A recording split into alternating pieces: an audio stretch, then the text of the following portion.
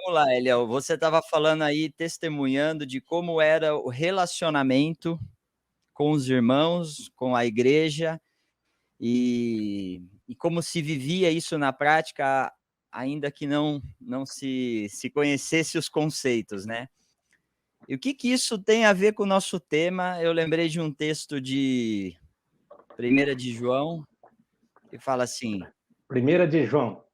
É, tô misturando um pouco, né. É o espanhol dele que às Deus é vezes luz, Deus é luz, e não há trevas, nele não há trevas nenhuma. Se dissermos que temos comunhão com ele, com Deus, andamos se dissermos que temos comunhão com ele e andamos em trevas, mentimos e não praticamos a verdade. Mas se andamos na luz, como ele na luz está, temos comunhão uns com os outros. Ou seja, o fruto, reflexo da comunhão com Deus é a comunhão uns com os outros. É um dos reflexos, reflexos aqui que está declarando a primeira carta de João, né?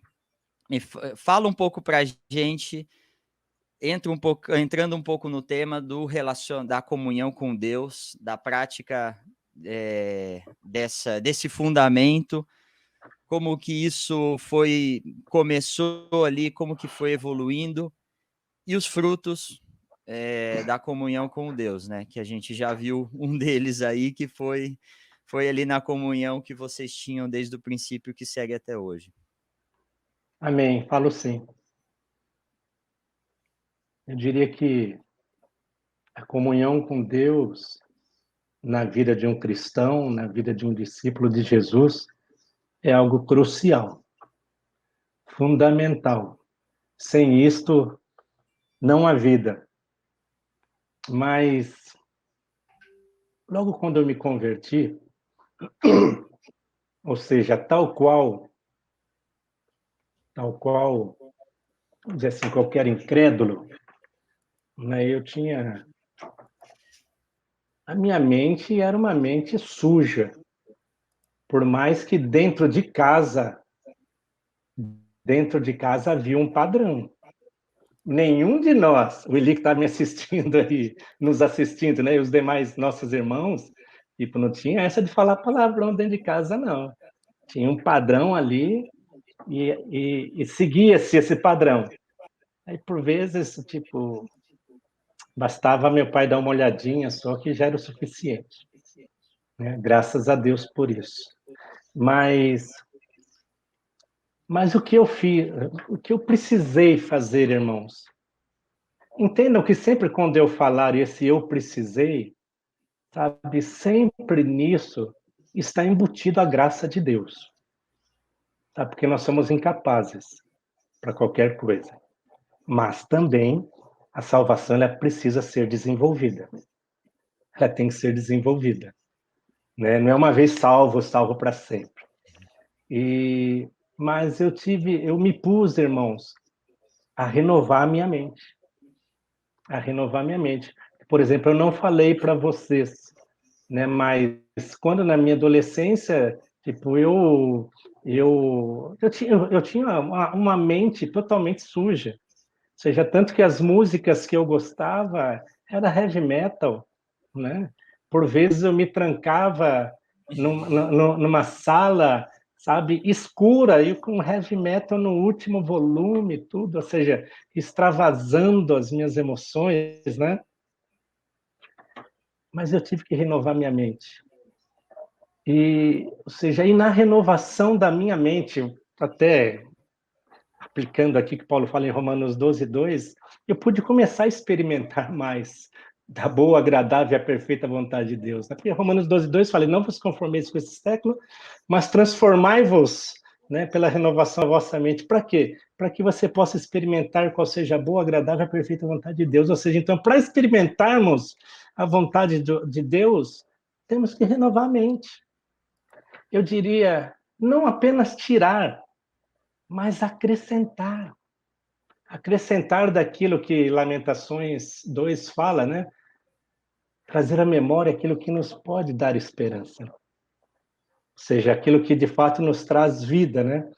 E lembrando de Colossenses 3 também, que ali fala, portanto, se fosses ressuscitados juntamente com Cristo, buscai as coisas lá do alto, onde Cristo vive assentado à destra de Deus, e ainda fala, pensai nas coisas lá do alto e não nas que estão aqui da terra. Ele fala, porque morrestes, e a vossa vida está oculta juntamente com Cristo em Deus. Ou seja, então, irmãos, eu me coloquei a renovar a minha mente, mas para renovar a minha mente, usando um termo que o João de vez em quando usa, eu debrucei nas Escrituras. Eu debrucei nas Escrituras. Eu tinha prazer em decorar, sabe? Se eu vou falar algo, por exemplo, como aqui hoje, por exemplo, tipo, eu leio, releio, leio, releio, leio, releio, muitas e muitas vezes o mesmo tema. Por exemplo, eu tenho aí procurado me exercitar, por exemplo, tenho lido constantemente Mateus 24, Mateus 24, Mateus 25, Marcos 13, Lucas 21, ou seja, tenho lido e ouvido. Ou seja, aí ponho lá, tipo assim, saio, tenho salvo no celular, no carro também. Ou seja, para remir o tempo. Para remir o tempo. Mas, há muitos anos atrás, teve um versículo que me chamou a atenção em Deuteronômio, que eu quero citar aqui para vocês, e quero linkar com aquilo que Deus colocou no meu coração, ou seja, que muito me ajudou e tem me ajudado. Deuteronômio 34:9 fala sobre Josué. Ali fala, Josué, filho de Num, estava cheio do espírito de sabedoria, porquanto Moisés havia imposto as suas mãos sobre ele, de maneira que o povo deu ouvidos a esse homem, né? Ou seja, então Josué, filho de Num, estava cheio do espírito de sabedoria, porque Moisés havia imposto as suas mãos sobre ele. Mas o interessante é que, logo no início de Josué 1, ali Deus chama Josué para uma conversa, né? Olha, logo depois da morte de Moisés, né? Ó, Josué, meu servo Moisés é morto, morreu. Em outras palavras, agora é com você. Agora é com você. Né? Mas aí, eu sei que são versículos que a grandíssima maioria aqui conhece. Eu costumo dizer que isso não é chover no molhado, muito pelo contrário. É para trazer mais consistência a todos nós, né? Mas versículo 8 de Josué 1, Deus, muitos anos fala comigo nesse versículo. Fala, não cesses de falar desse livro da lei. Antes, medita nele de dia e de noite. E fala, para que você tenha cuidado de fazer segundo tudo quanto nele está escrito. E fala, e aí então você vai fazer prosperar o teu caminho e serás bem-sucedido. Ou seja, aí fala de um sucesso, seja, mas não cessando de falar do livro da lei. Não cesses. Medita nele de dia e de noite. Então, irmãos, é certo que a comunhão com os irmãos, de fato, é um reflexo da comunhão com Deus. Porque quando estamos com os irmãos, nós damos aquilo que temos. É somente, cada um de nós aqui, que estamos ao vivo aqui, é somente nós pararmos para pensar. Quando estamos juntos dos demais irmãos, o que acontece? Quando estamos juntos dos demais irmãos, há edificação? Quando chegamos num ambiente, esse ambiente muda? Irmãos, eu vou dizer algo aqui, não para minha glória, mas em todas as empresas que eu trabalhei, eu sempre, lógico que depois de discípulo, né? Eu sempre finquei a bandeira. Eu sempre. Haviam momentos de que, ao eu chegar numa roda de escarnecedores, cessava-se o escárnio. Porque eu era bom? Não. Mas uma coisa eu tinha prazer de dizer que eu era um discípulo de Jesus.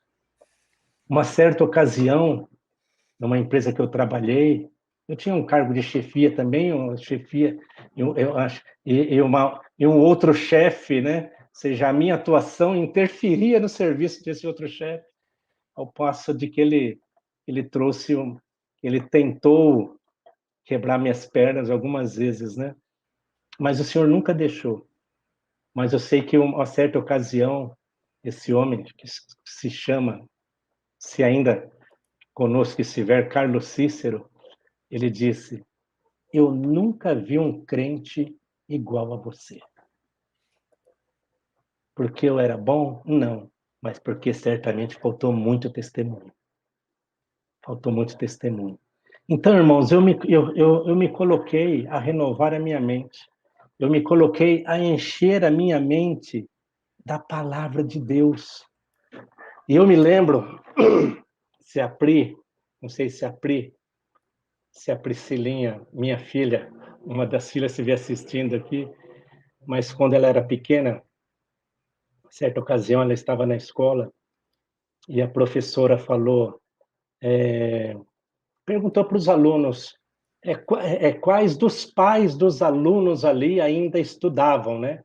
E um foi falando, outro foi falando, outro foi falando, tal. Aí a Priscila falou: professora, meu pai estuda.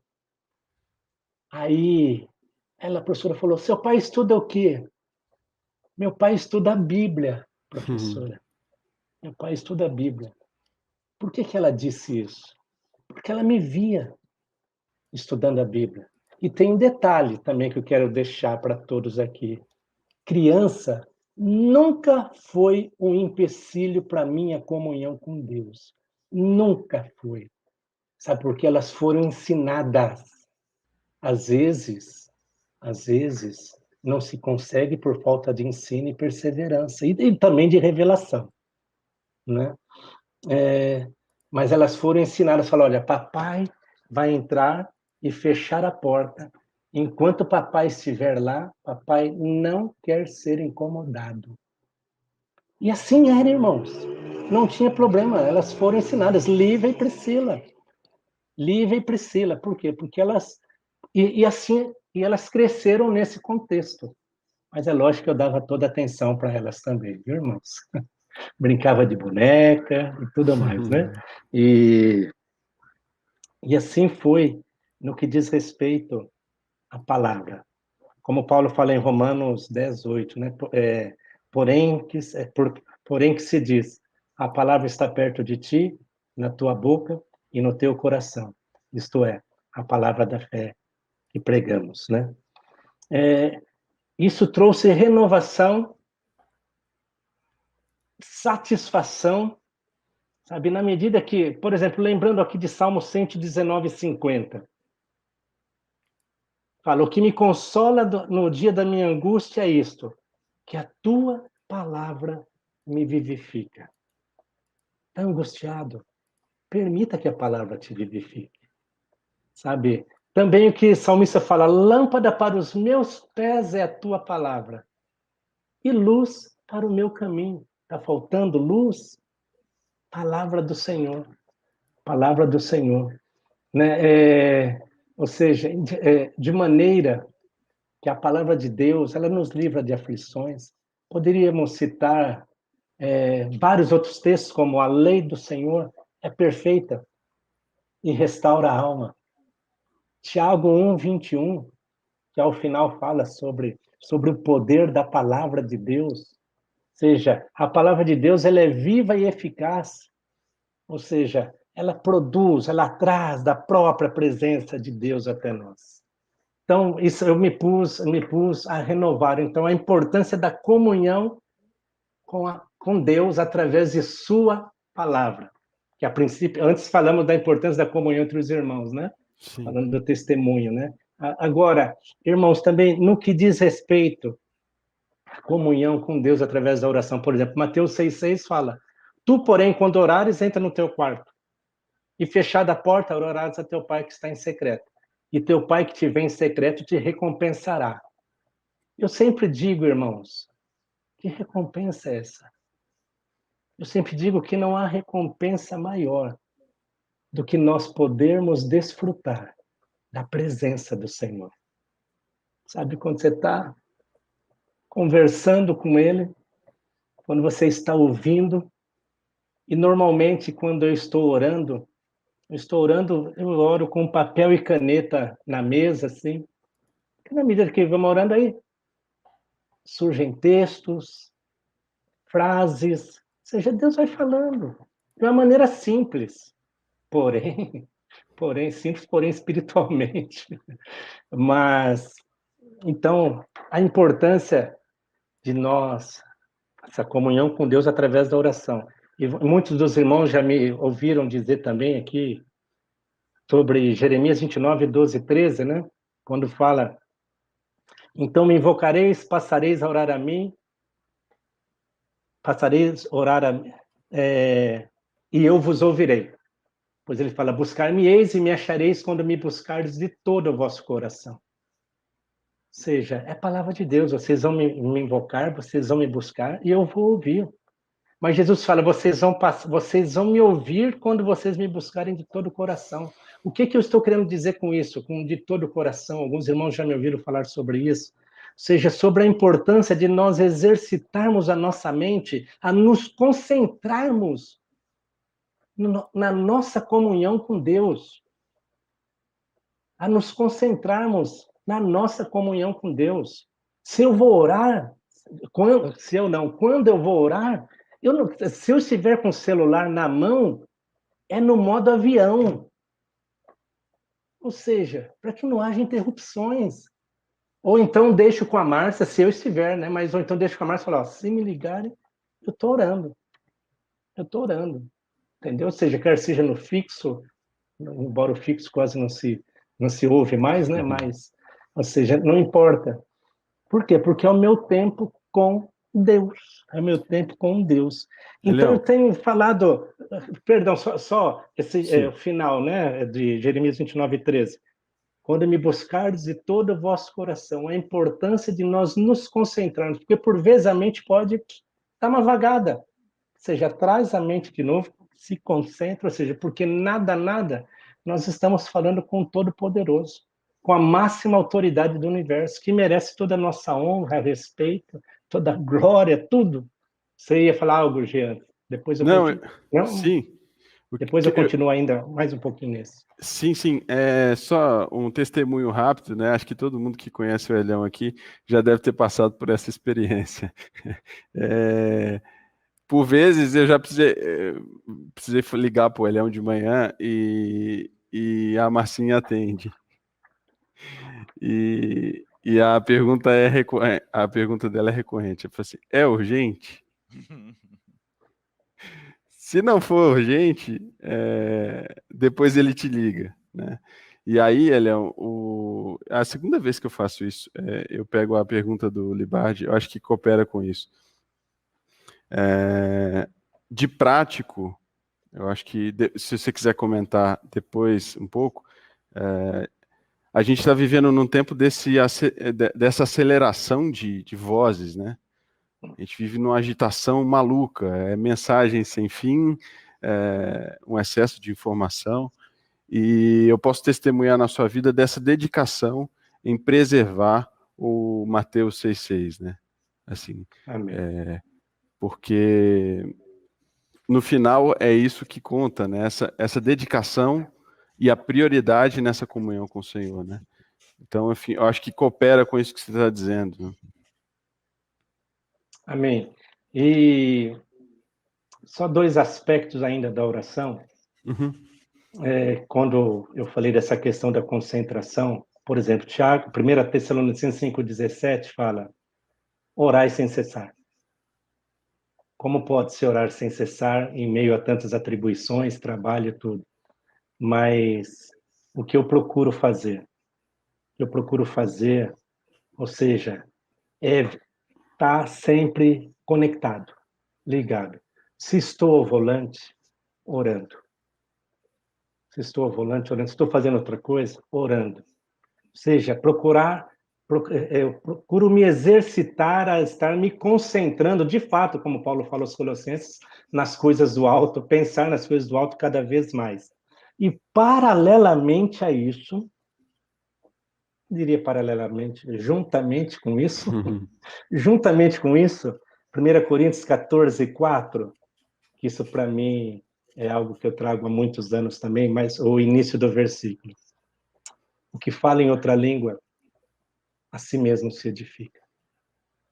Eu costumo dizer o seguinte, irmãos, para explicar esse versículo.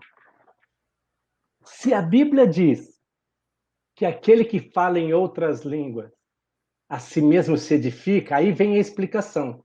Se a Bíblia diz se aquele que fala em outras línguas a si mesmo se edifica, é porque aquele que fala em outras línguas a si mesmo se edifica.